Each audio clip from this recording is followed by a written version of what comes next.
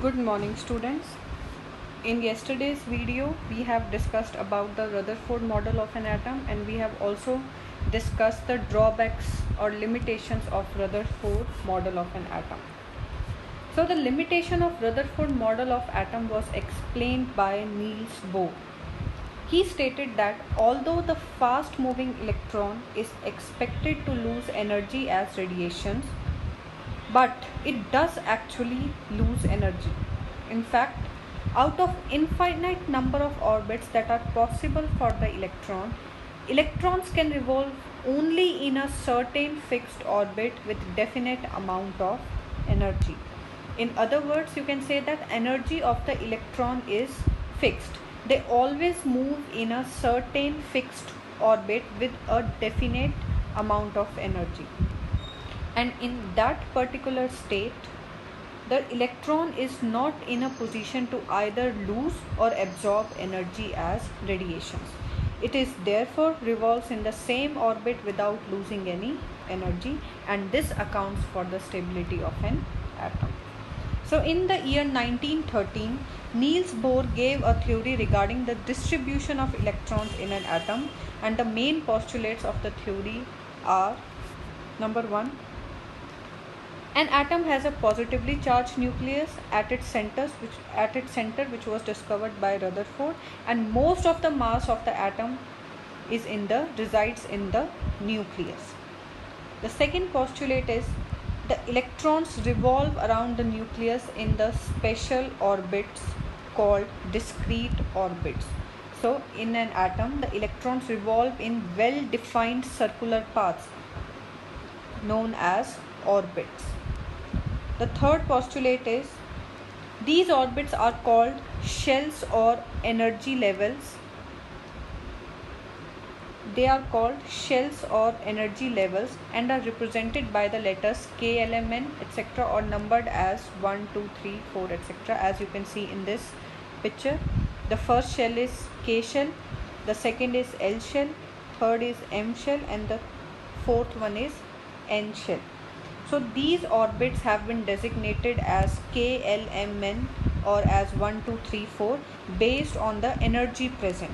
So the order of the energy of these energy shells is, it's very less in the K shell or the first shell, more in the L, then in M, then in N, and so on. So they are basically arranged in order of their energy. Now the next postulate was, while revolving in these discrete orbits, the electrons do not radiate energy. So while revolving in an orbit, the electron is not in a position to either lose or gain energy. In the other words, its energy remains stationary or energy remains fixed.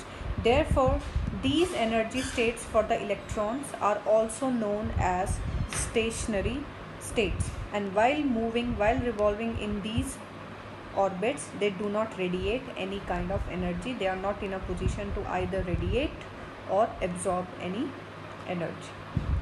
So these were the postulates of Bohr model of an atom, which explains the stability of an atom, which was not explained by Rutherford model of an atom.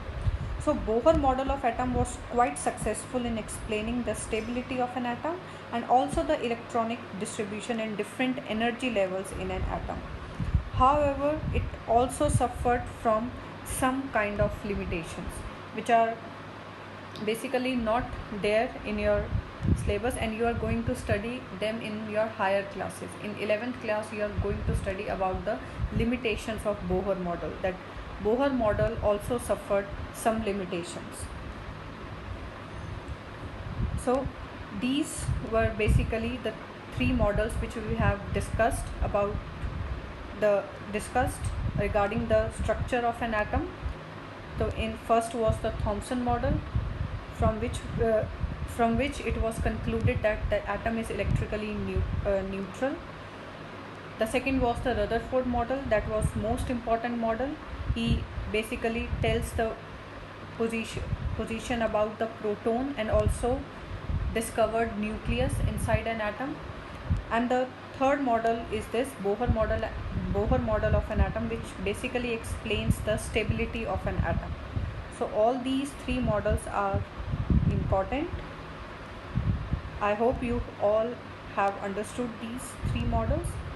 Now in the next video we are going to continue with our chapter. That's it for